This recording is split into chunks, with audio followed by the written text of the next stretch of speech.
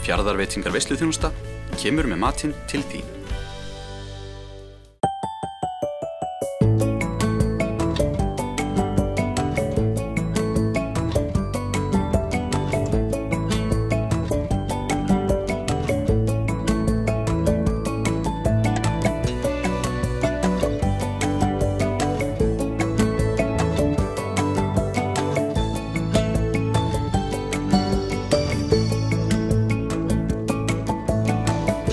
Komið heil og sæl, við heilsum ykkur héðan að austan. Í þættinum í kvöld ætlum við að líta við á ferðasýningunni Mannamót og kynna okkur austfirska matamenningu. Og greinilegt að maturinn hefur mikið aðdráttarafl. Við ætlum að heimsækja Grétu Mjöll Samúelsdóttur og fjölskyldu á Djúpavogi. Ég hafði aldrei komið á Djúpavog. Ekki heldur. Fyrir en að við komum hér í viðtal. En við hefjum leikinn á Reyðarfirði með áhuga ljósmyndaranum Ásgeiri Metúsalemssyni.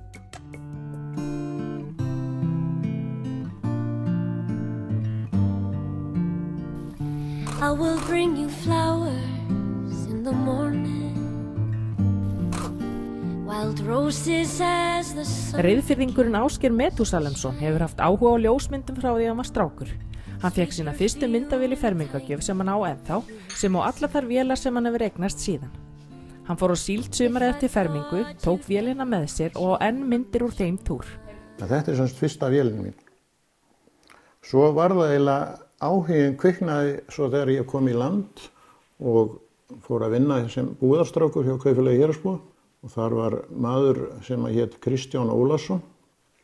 Hann var klæðskeri, Kaupfélagi rak saumastofu þá og hann var snjall ljósmyndari og hann kom þessum áhuga inn hjá mér. Hann var með myrkrakompu og ég fekk að framkalla þar og hann var með stækkara, þannig að ég fekk að vinna myndirnar þar líka. Og hann sagði mér að ég yrði endilega að kaupa mér betri vél og þá keypti ég þessa gamlu Aquavél, svona harmonikubelg. En svo var ég ekki búinn að nota hana nema í 1 ár, þá féll ég í það að kaupa mér svona fína vél með skiptanlegri linsu. Þetta er þýsk vél, Exacta, og með linsu frá Carl Zeiss. Og þetta var svona toppurinn og þetta er nú eiginlega uppáhaldsvélin mín þó að hún sé náttúrulega ekki í samanburði við nýju vélana sko. Þetta er reyndar ekki upphaflega vélin. Ég seldi hana. Ég var farin að vinna suður á Keflavíkurflugvelli hjá ameríska hernum og þá voru hún áhugamálin einhver önnur heldur en sko að taka myndir. Það var kannski, þau snerust annað. En svo náði ég mér alveg nákvæmlega eins vél á eBay fyrir nokkrum árum. Myndirna mína sem ég átti frá því að ég var að framkalla sjálfur og það var náttúrulega allt svart-hvítt og filmurnar. Ég setti það allt saman í kassa þegar ég fór að heiman og lokaði honum og setti hann upp á háaloft hjá foreldrum mínum. En svo vildi það svo til að pabbi gamli var að taka til á háaloftinu og auðvitað sér og fleiri þessum kassa, þannig að þar fóru allar gamlu filmurnar. Ásgeir segir að lítið hafi verið ljósmyndun eftir að alvara lífsins tók við með húsbyggingum og barnauppeldi. Hann tók við upp þráðinn aftur í kringum 1980. Svo eftir ég keypti mér myndavél aftur, þá var nú Kristján fluttur hérna í burtu og þannig að það var engin stækkari, þannig að þá keypti ég mér stækkara og setti mér upp myrkrakompu í svefnherberginu heima. Þannig að frúin hefur þurft að líða ýmislegt, en sem betur fer þá var hún hérna allra manna þolinmóðust og þetta gekk nú allt saman stórslysalaust.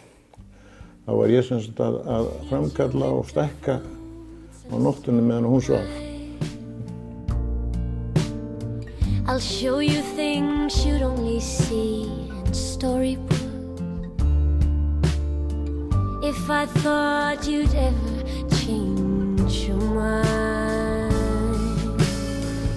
I will bring you happiness wrapped up in a Ég var nú ægilega íhaldssamur á að nota filmur.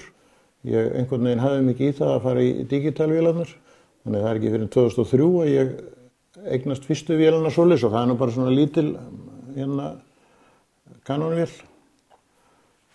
En svo 2010 held ég að verið, þá keypti ég mér aftur almennilega vél með skiptanlegri linsu og svo er það bara fyrir 2 árum síðan að ég eignaðist þessa vél hérna sem er náttúrulega mitt uppáhald núna. Ásgeir hefur einnig skannað inn gamlar myndir frá öðrum meðfram því sem hann duglegur að mynda daglegt líf og umhverfi sem á að fanga dýrmæt augnablik. Eftir ég hætti að vinna þá höfum við ferðast aldrei mikið um landið og þá hef ég verið að einbeita mér að kirkjónum. Ég á myndir af, ég held öllum kirkjum á Íslandi nema 3. Mér vantar mynd af kirkjunni í Flatey á Skjálfanda og 2 frá Hornströndum. Allar aðrar held ég eigi allavega að utan, ekki allar að innan. Ég hef ekki komist inn í þær allar ennþá. If I thought you'd ever change your mind, I will take you where the music's sweeter. Við hefum gert aldrei að því að fara til útlanda og leigja okkur bíl og keyra og vera bara okkar eigin herrar, ekki ferið í neinum hóp eða neitt. Þá hef ég tekið hellingamynda.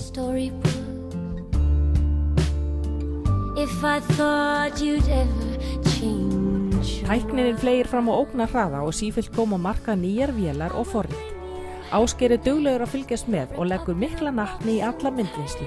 Já, maður hefur reynt að lesa sér til og fengið góð ráð og jafnvel sótt námskeið. Ég byrjaði nú bara mjög einfalt, en svo þegar ég eignaðist betri vélar þá fór ég að vinna í Photoshop, en núna á seinni árum hef ég eiginlega notað Lightroom sem myndvinnsluforrit og mér finnst það þægilegt. Þó svo að Ásgeir hafi ekki tekið mikið af lifandi myndum á hann þó eina slíka vél, en á bakvið hana hjartnæm saga. Það var þannig að við vorum að fara til Þýskalands. Ég og Inga og sonur okkar, Örn Ingi, ásamt foreldrum mínum, og tilefni var að pabbi, hann var 70 þetta ár og var búinn að vinna í 50 ár hjá Kaupfélagi Héraðsbúa. Þannig að Kaupfélagi Héraðsbúa gaf honum ferð til útlanda ásamt konunni. Þau hefðu aldrei farið til útlanda áður og voru náttúrulega dálítið treystu sér illa til að fara einn. Þannig að við ákváðum bara að fara með þeim. Svo það þegar við komum suður á Keflavíkurflugvöll og í fríhöfnina og erum að rölti þar þá sé ég þessa vél, þessa vídeóvél. Hún var ógnarlega dýr, hún kostaði 118.000 manni. Þetta var 1987 og mig langaði óskaplega í hana og kallaði á Ingu og við skutum að fundi hvort við ættum að leggja út í þetta og hún samþykkti það. Þannig að ég keypti vélina með aðborgunum, tók svo myndir af ferðalaginu okkar þarna úti. Svo þegar við erum komin heima hálfu mánuði síðar þá lenda þau foreldrar mínir í bílslysi í Oddsskarði og keyrt á þau og mamma lést. Þannig að þarna á ég lifandi myndir af henni bara mánuði áður en hún deyr. Þannig ég náttúrulega voðalega þakklátur fyrir.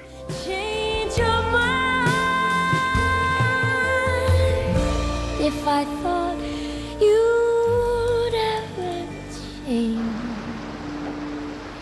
your mind.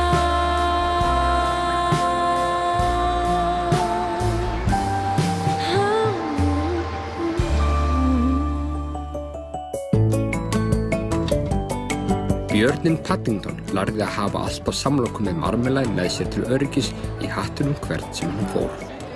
Austfirðingar hafa gjarnan kræsingar með sér þegar þeir fara ferðasýningar, svo sem mannamót, en úrvalið annað en hjá Birninum. Ferðamenn hafa margir hverjir áhuga á staðbundnum mat og fjölgun þeirra þýðir að fleiri muna þarf að metta sem hvetur til framleiðslu. Bændur í Vallanesi hafa löngu verið framarlega í austfirskri matvælaframleiðslu. Þeir fóta sig nú líka í ferðamennskunni og buðu upp á nýjar afurðir á sýningunni. Við höfum verið að bjóða upp á nýtt hrakkbrauð úr byggi og heilhveiti sem við ræktum og hérna reyndar repjóljan okkar líka og við notum rósmarín í það. Svo erum við líka með nýja sultu sem stikkilsberjasulta og hún krydduð með alls konar framandi kryddum, múskatblómi og anís og fleira. Hvernig hefur þessu tekið? Bara mjög vel. Það allir mjög glaðir þegar eitthvað búið til úr íslensku korni. Það vekur alltaf lukku, enda náttúrulega hollt og gott. Nú eru þið að spreita ykkur á ferðasýningu, þið eru kannski annarri matfælasýningum. Hvernig finnst ykkur munur? Hvernig líður ykkur til þessa fyrstu? Þetta bara ljómandi vel, þetta er bara býsna mannmargt og skemmtilegt og já, svolítið nýtt fyrir okkur, þetta er annar kúnnahópur heldur en við erum vanalega. En þetta tengist náttúrulega og greinilegt að maturinn hefur mikið aðdráttarafl og margir forvitnir matartengda ferðaþjónustu. Annað býli sem vakið hefur athygli fyrir frumlega framleiðslu eru Karlsstaðir í Berufirði.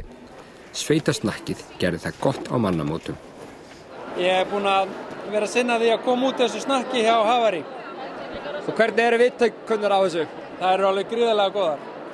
Ég held að ég hljóti að eiga inni einhver umbúðslaun frá þeim. Þetta er alveg rifið út, fólk dásamar þetta. Og hvað er í boði? Herru, þetta er sem sagt rófur, gulrófur og kartöflur. Og hvort tveggja mjög vinsælt. Og hvort finnst þér betra? Mér finnst rófurnar betri. Mér finnst það mjög góðar. Berð þú ábyrgð á þessu tóma póka sem er hérna? Ég ber ábyrgð á þessum tóma póka og öllum hinnum sem er undir borðið.